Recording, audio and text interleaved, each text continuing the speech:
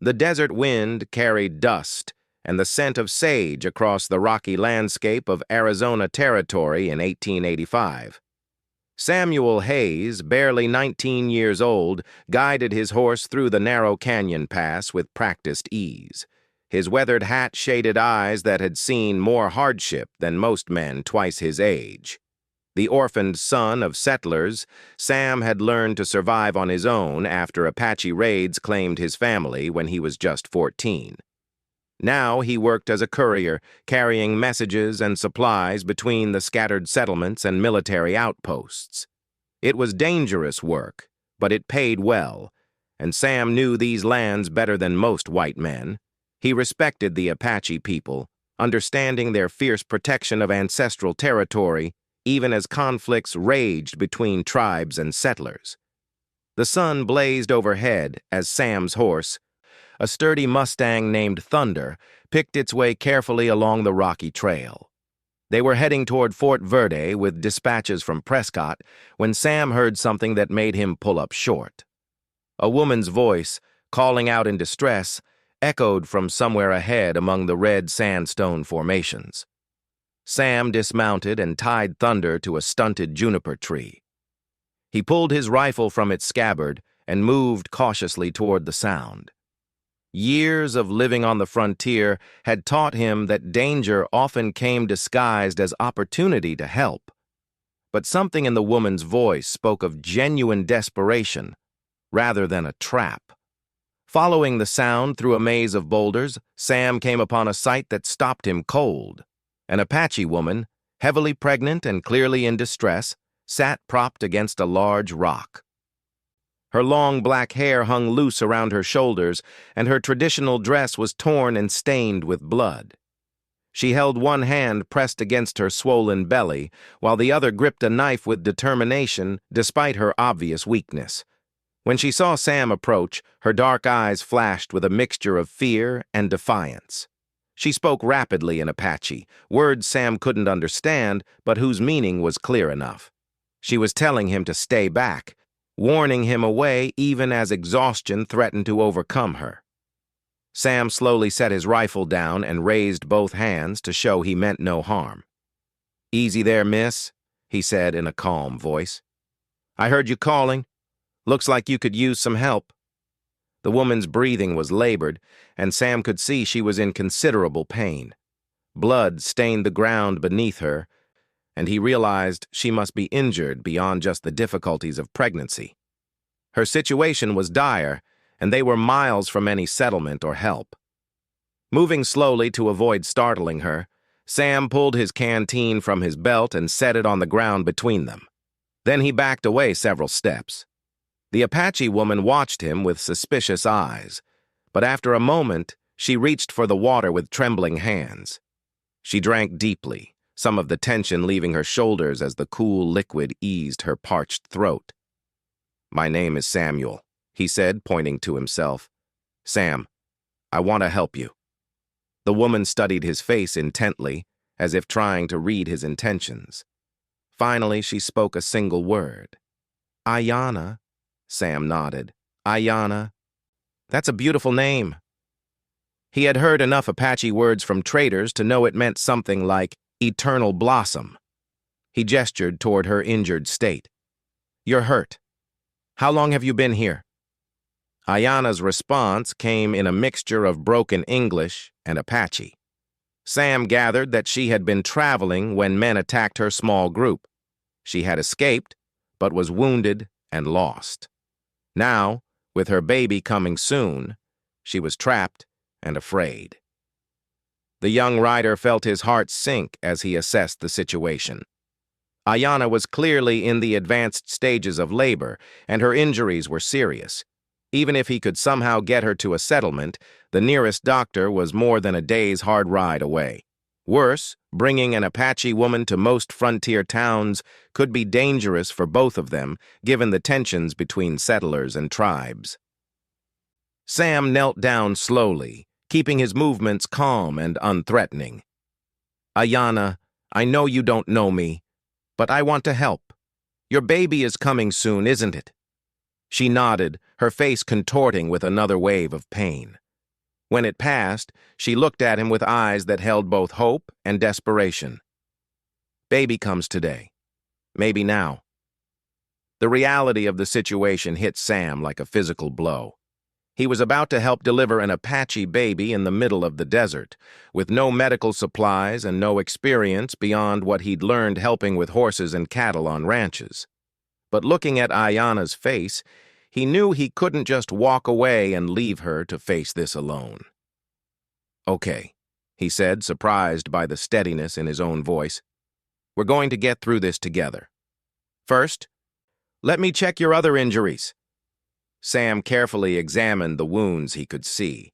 Ayanna had a deep gash on her left arm and what appeared to be a bullet graze along her ribs. Neither was immediately life-threatening, but they had caused significant blood loss, which explained her weakness. He used strips torn from his spare shirt to bandage the wounds as best he could. As he worked, Sam found himself talking to keep both of them calm. "I lost my family to raiders when I was 14, he said quietly. "Apache warriors, actually. For a long time I was angry, wanted revenge, but I learned that anger just eats you up inside. People are people, Apache or white. Most are just trying to protect their families and live their lives." Ayanna listened intently, her English better than she had initially let on. "You have family now?" she asked. "No," Sam replied. "Just me and my horse. What about you? Your people? Your husband?" A shadow passed across Ayanna's face. "Husband killed by soldiers 3 moons ago. Was traveling to my sister's people when white men attacked our group. Others scattered. I ran, but got lost." Sam felt a pang of sympathy for this brave woman who had already endured so much loss.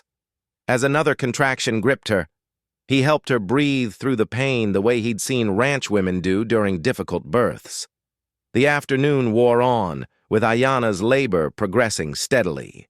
Sam did his best to make her comfortable, using his bedroll to cushion her against the hard rock and rigging his tarp to provide some shade. He kept her hydrated with water from his canteen and tried to stay calm despite his inexperience with human childbirth. As the sun began to sink toward the western horizon, Ayanna's contractions became stronger and more frequent. Sam could see the fear in her eyes despite her efforts to remain brave. This was her first child, and the circumstances were far from ideal. "Sam," she said, during a brief respite between pains, "if baby comes and if something happens to me—" "Nothing's going to happen to you," Sam interrupted firmly. "You're strong, and we're going to get through this." But privately, he shared her concerns. Childbirth was dangerous enough under the best circumstances, and these were far from that. He found himself praying silently to whatever powers might be listening for the strength to help this woman and her child survive. As darkness began to fall, Sam built a small fire using dry wood he gathered from the area. The flickering flames provided both light and warmth, and seemed to comfort Ayanna. They also talked more, sharing stories of their lives and families. Despite their different backgrounds, Sam found they had much in common. Both had experienced loss, both had learned to be self-reliant, and both understood the harsh realities of frontier life. "Sam," Ayanna said, as another strong contraction passed, "why you help me? Most white men, they see Apache woman, they ride away. Or worse." The question caught Sam off guard, forcing him to examine his own motivations. "I guess because it's the right thing to do," he said finally. "When I found you, I didn't see an Apache woman or a white woman. I just saw someone who needed help. Someone who was scared and alone, like I was when I lost my family." Ayanna nodded slowly, understanding flickering in her dark eyes. "You have good heart, Samuel Hayes." As the night deepened, it became clear that the baby would arrive before dawn. Sam gathered his courage and prepared to help Ayanna through the most challenging hours of both their lives. The desert around them was vast and empty, but in this small circle of firelight, two people from different worlds had found common ground in their shared humanity. The stars wheeled overhead as Ayana's labor intensified. Sam stayed by her side, offering what comfort and assistance he could. He had no idea what surprises the dawn might bring, but he was determined to see this brave woman and her child safely through the night. In the depths of the Arizona desert, an unlikely friendship was being forged through trial and trust, setting the stage for events that would change both their lives forever. The pre-dawn hours brought with them an intensity that Sam had never experienced.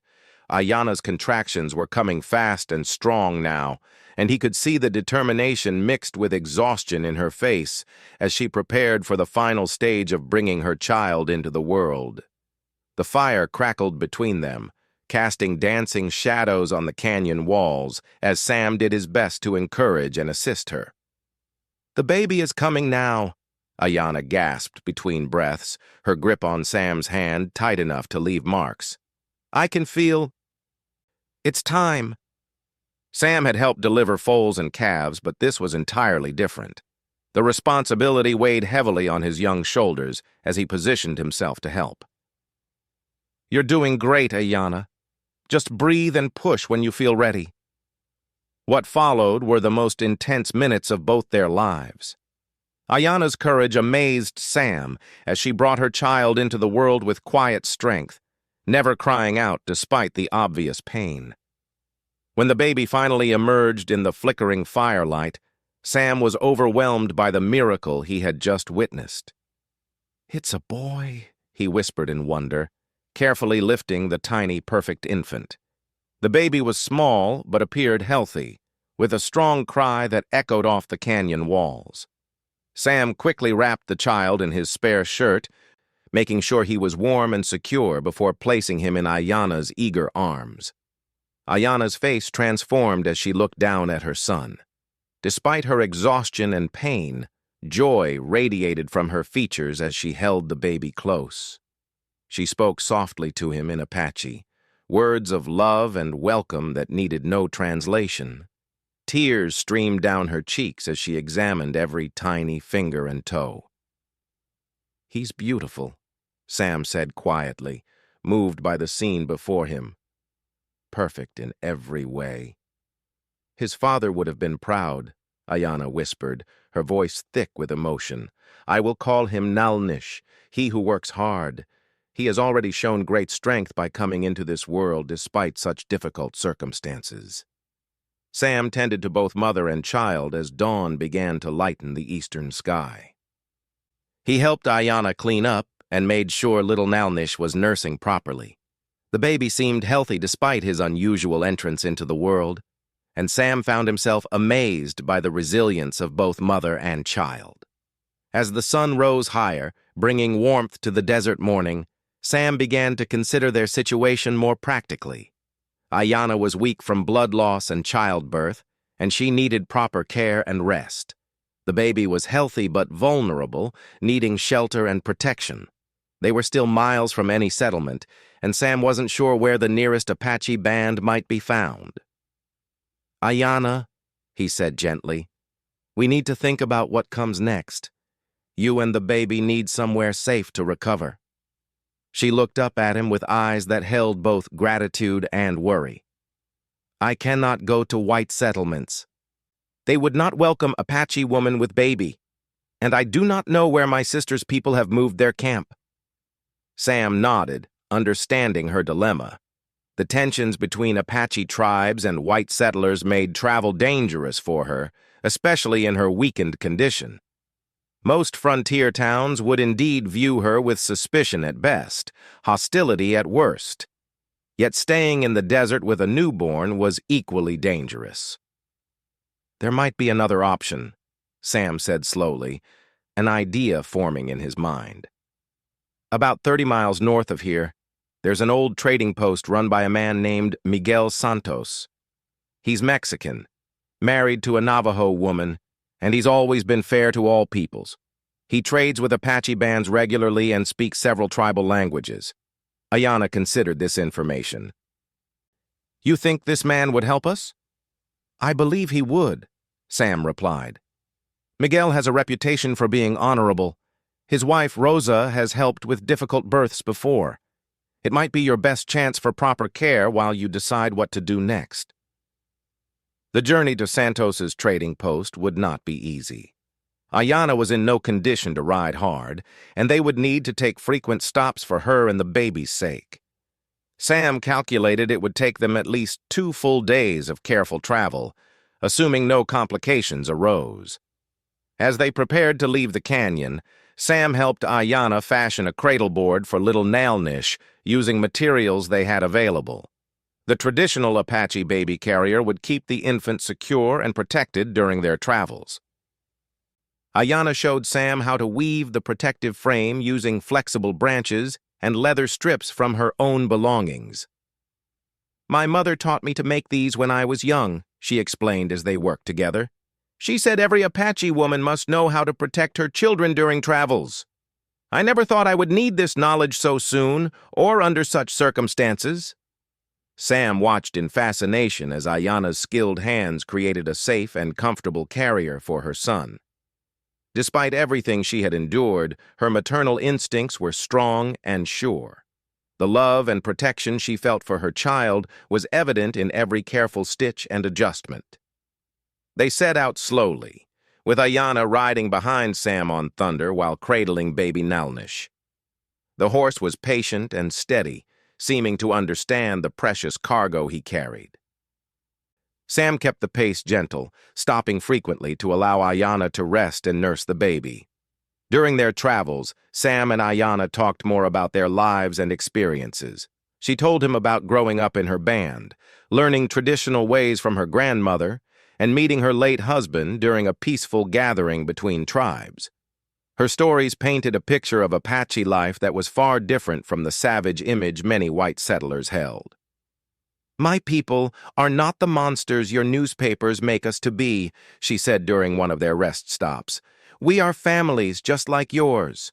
We love our children, honor our elders, and want to live in peace on the land our ancestors gave us.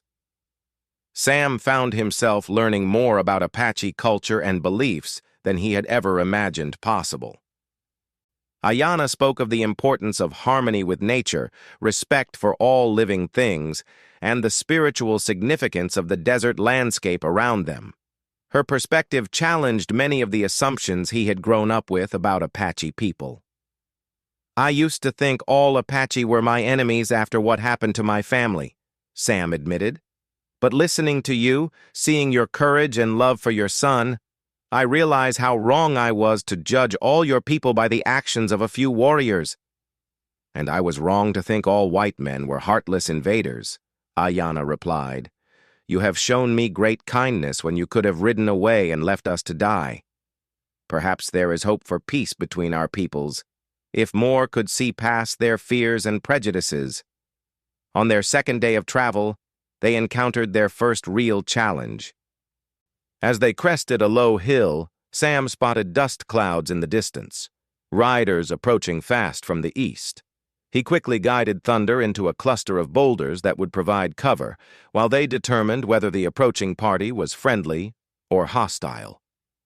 Stay quiet, Sam whispered to Ayanna as they watched the riders draw nearer. We'll wait and see who they are before showing ourselves. The group that rode past consisted of 6 cavalry soldiers from Fort Verde, led by a sergeant Sam recognized. They were riding hard and looked to be in pursuit of something or someone. Sam's blood ran cold as he realized they might be tracking Ayanna, perhaps believing her to be connected to some recent raid or disturbance. After the soldiers passed, Sam and Ayanna continued their journey with increased caution. They avoided open ground and stuck to routes that provided cover and concealment. The last thing they needed was to be discovered by military patrols who might not be inclined to listen to explanations.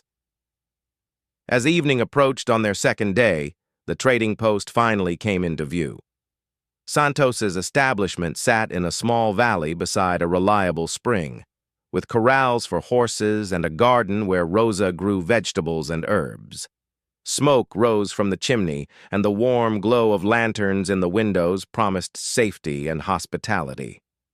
Sam helped Ayanna down from Thunder's back, noting her continued weakness, but also her determined spirit.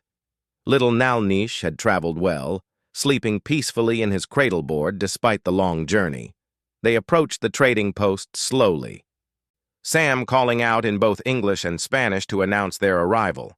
Miguel Santos emerged from the building, a weathered man in his 50s with kind eyes and graying hair. His wife Rosa appeared beside him, a handsome Navajo woman whose motherly instincts were immediately evident as she took in the scene before her. "Sam Hayes!" Miguel called out in accented English. "What brings you here, young friend? And who is this you have with you?" Sam quickly explained the circumstances of how he had found Ayanna and helped deliver her baby. Miguel and Rosa listened intently, their expressions growing more sympathetic as the story unfolded. When Sam finished, Rosa was already moving toward Ayanna with outstretched arms. "Pobrecita," Rosa murmured, switching between Spanish and Navajo as she gently embraced the exhausted Apache woman. "You poor child. Come, bring the baby inside where it's warm. We will take good care of both of you." Miguel clapped Sam on the shoulder. "You did good, muchacho. Not many young men would have shown such courage and compassion. Come, let's get everyone settled for the night. Tomorrow we can talk about what comes next." As they helped Ayanna into the trading post, Sam felt a mixture of relief and uncertainty. They had reached safety, but the future remained unclear. What would happen to Ayanna and little Nalnish now? Where could they go to find acceptance and security in a world divided by conflict and mistrust? Looking down at the baby sleeping peacefully in his mother's arms, Sam realized that his involvement in their story was far from over. The question that had been forming in his mind during their journey was about to become much more important than he had imagined. The bonds forged in the desert were stronger than he had realized, and the choices ahead would challenge everything he thought he knew about family, loyalty, and belonging. The warmth and safety of Santos's trading post felt like a miracle after their harrowing journey. Rosa had immediately taken charge of caring for Ayanna and baby Nalnish, drawing on years of experience helping women in childbirth and recovery. She prepared a comfortable bed with clean blankets, brought nourishing soup made from deer meat and wild roots, and examined both mother and child with gentle, experienced hands.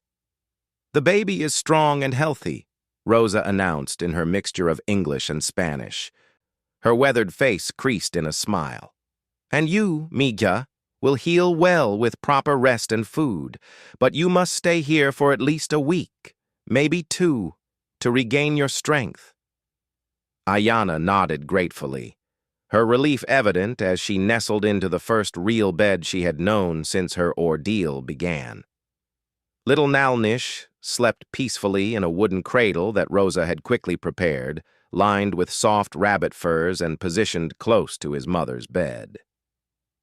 Sam found himself reluctant to leave, though he knew his courier duties awaited him. Miguel noticed his hesitation as they sat by the fire that evening, sharing coffee and discussing the situation. "You've grown attached to them?"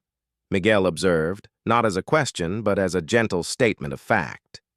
Sam stared into his coffee cup, considering the truth of those words. "I've never seen courage like hers, Miguel. What she went through, bringing that baby into the world under such circumstances. And she never lost hope. Never gave up. And now you're worried about what happens next," Miguel said. "Where they'll go, how they'll survive." The older man's understanding made Sam feel less foolish for his concerns. She can't go back to just any Apache band. They might not accept her after she's been with white people. And she certainly can't go to most white settlements. Where does that leave her and the baby?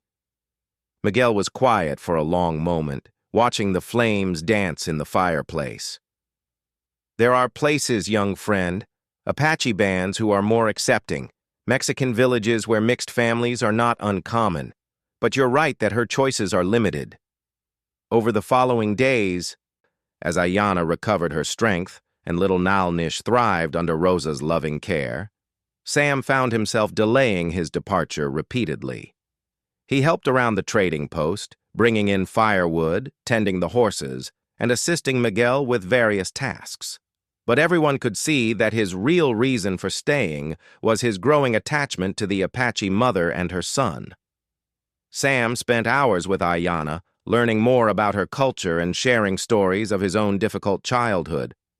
She taught him basic words in Apache, while he helped her improve her English.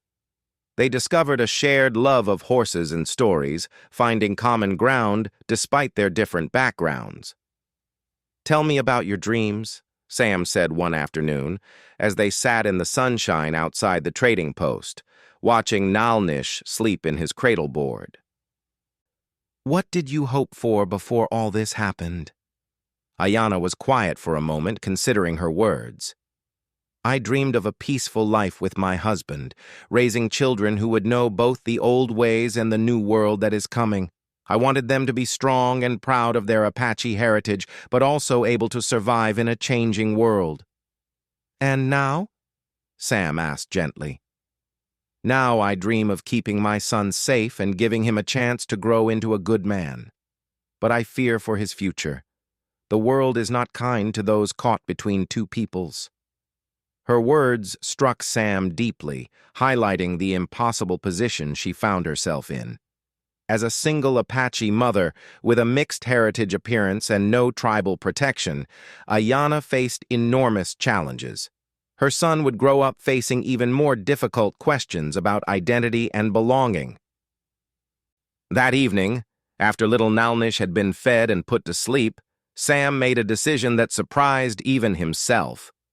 He had been thinking about it for days, weighing the implications and consequences, but his heart had already made the choice. He found Ayanna sitting outside under the stars, enjoying the cool desert air. She looked up as he approached, her face peaceful in the moonlight. "Ayanna," he began, then stopped, suddenly uncertain how to voice the thoughts that had been consuming him. "I need to ask you something, but I want you to know you can say no without any hard feelings." She tilted her head, curious about his serious tone. "What is it, Sam?" Sam took a deep breath, knowing that his next words would change everything. "I know this might sound crazy, and maybe it is, but I've been thinking about you and Nalnish, about your future and where you'll go from here." Ayanna waited patiently, sensing the importance of whatever he was struggling to say. "What if you didn't have to go anywhere?" Sam continued, his words coming faster now. "What if you and Nalnish could stay with me? Not just as friends, but as family?" The silence that followed seemed to stretch forever. Ayanna stared at him with wide eyes, clearly not understanding what he was suggesting. Sam pressed on, knowing he had to explain himself completely. "I'm asking if you would consider marrying me, Ayanna. I know we come from different worlds, and I know this is sudden. But I've come to care for both of you more than I ever thought possible. I want to protect you and provide for Nalnish. I want to be his father and your husband. If you'll have me." The shock on Ayanna's face was complete. She opened her mouth to speak, then closed it again, clearly struggling to process what she had just heard. You want to marry me?" she finally whispered. "An Apache woman with another man's child? Sam, do you understand what you're saying? What people would think?" "I understand exactly what I'm saying," Sam replied firmly. "And I don't care what people think. I care about you and Nalnish. I've seen your courage, your strength, your love for your son. I've seen the kind of woman you are, and I know I want to spend my life with you." Ayanna stood up abruptly, pacing away from him in her agitation. "This is impossible, Sam. Your people would never accept an Apache wife. My people would think I had betrayed our ways. And Nalnish, what kind of life would he have? Caught between two worlds that might both reject him. Or, Sam said, standing to face her, he could have a life where he's loved and protected, where he learns the best of both cultures. Ayanna, I've been alone since I was 14. I've never known what it felt like to have a family, to care for someone more than myself. You and Nalnish have given me that feeling.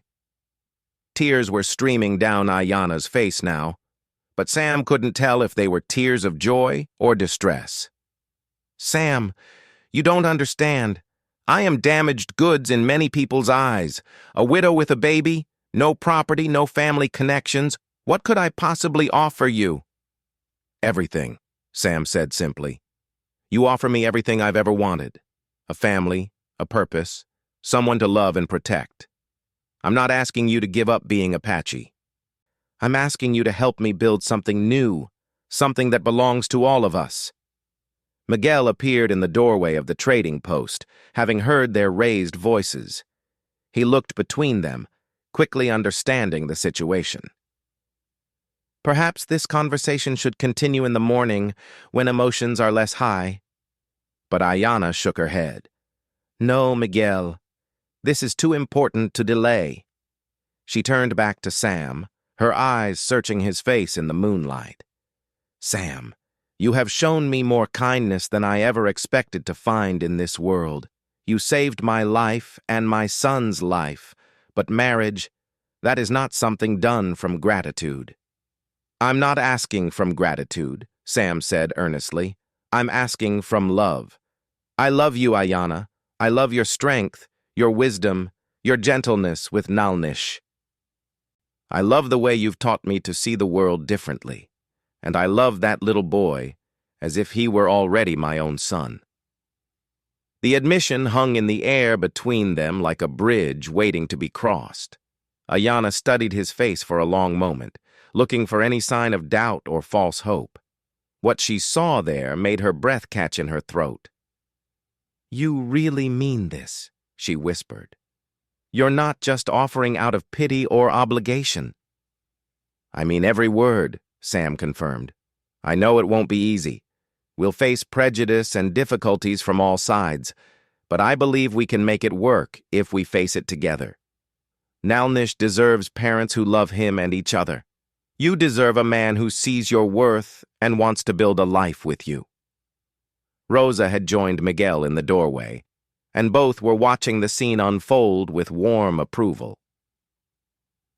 They had seen the growing bond between Sam and Ayanna over the past week, and neither was entirely surprised by this development. Ayanna closed her eyes, taking deep breaths as she considered the magnitude of what Sam was offering. When she opened them again, there was a new clarity in her gaze. If we did this, she said slowly, what kind of life would we have? Where would we live? How would we survive? Sam had been thinking about these practical matters too. Miguel has offered me permanent work here at the trading post. We could build a house nearby, start fresh together. This is neutral ground. Apache, Mexican, and white people all trade here peacefully. Nalnish could grow up knowing all these cultures, belonging to all of them. And if he asks about his real father someday, then we'll tell him the truth. That his father was a brave Apache warrior who died protecting his people, and that he should be proud of that heritage. But we'll also tell him that love makes a family, not just blood. Miguel stepped forward. If I may speak, he said gently. I have known Sam for 3 years. He is an honorable young man with a good heart. And I have watched you this week, Senora. You are a woman of great strength and wisdom. Together you could build something beautiful here. Rosa nodded in agreement. Love between good people should be celebrated, not questioned. The world needs more bridges between peoples, not more walls. Ayanna looked from the older couple back to Sam, her heart warring with her practical mind. The offer was generous beyond belief, but it was also terrifying in its implications. Sam, she said finally, if I say yes, there's no going back. We would be choosing a difficult path that few would understand or support. I know, Sam replied, but it would be our path. chosen freely out of love and hope for the future. Ayanna glanced toward the trading post, where her son slept peacefully, unaware that his entire future hung in the balance of this moment. When she looked back at Sam, her decision was clear in her eyes. "Yes," she whispered, then stronger. "Yes, Sam Hayes, I will marry you, for love, for Nalnish, and for the hope that we can build something good together." The relief and joy on Sam's face was unmistakable as he stepped forward to embrace her gently. "You won't regret this, Ayanna. I promise you that." "We'll face whatever comes together," she said, allowing herself to be held by this remarkable young man who had changed her life so completely. Miguel and Rosa beamed with pleasure, already making plans for a wedding ceremony that would honor both Apache and Mexican traditions. They had witnessed something beautiful, two people from different worlds finding love and hope in each other, creating a family based on choice rather than chance.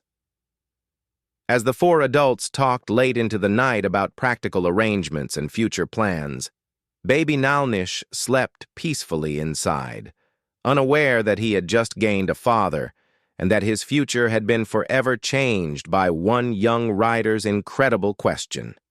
In a world often divided by fear and prejudice, love had found a way to bridge the gaps, creating something new and precious in the vast Arizona desert.